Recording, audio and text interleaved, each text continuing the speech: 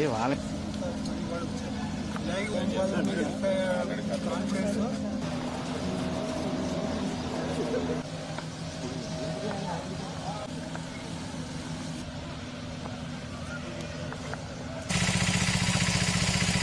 దమయపర్తి drain Palakollu 10-15 వార్డులు ముంచేసేటువంటి దుఃఖదాయని drain.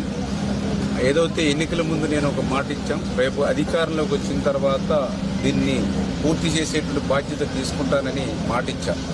ఎందుకంటే ఆ రోజు 14-19లో నేను పనులు ప్రారంభిస్తే ఆ రోజు వైసీపీ గద్దలు అడ్డుకునేటువంటి పరిస్థితి. కొన్ని 5 సంవత్సరాల్లో వాళ్ళు ఏమన్నా చేశారని అంటే మరి ఒక్క అరబస్తా సిమెంట్ కానీ ఒక్క రూపాయి చేయలేదు కదా. నేను తెచ్చిన నిధులు కూడా రద్దు చేసినటువంటి పరిస్థితి. మళ్ళీ ఈరోజు అధికారంలోకి వచ్చిన 9 నెలల్లోనే మళ్ళీ ఈరోజు మరి 14 కోట్ల రూపాయలు అక్షరాల ఈ యొక్క దమయపర్తికి నిధులు కేటాయించి మరి మొన్ననే మేము కొబ్బరికాయ కొట్టాము. మరి మొన్ననే తర్వాత రోజు కొలతలు వేశారు. మళ్ళీ ఈరోజు వెంటనే పనులు కాంక్రీట్ పనులతో సహా ప్రారంభించారు. అంటే మాట ఇస్తే ఆ మాటను నిలుపుకునేటానికి ఈ యొక్క దమయపర్తి డ్రైనే ఒక ఉదాహరణ అనే విషయాన్ని సందర్భంగా తెలియజేసుకుంటూ, ఇది క్లిష్టమైనటువంటి పని, ఊబిలో చేసేటువంటి పని.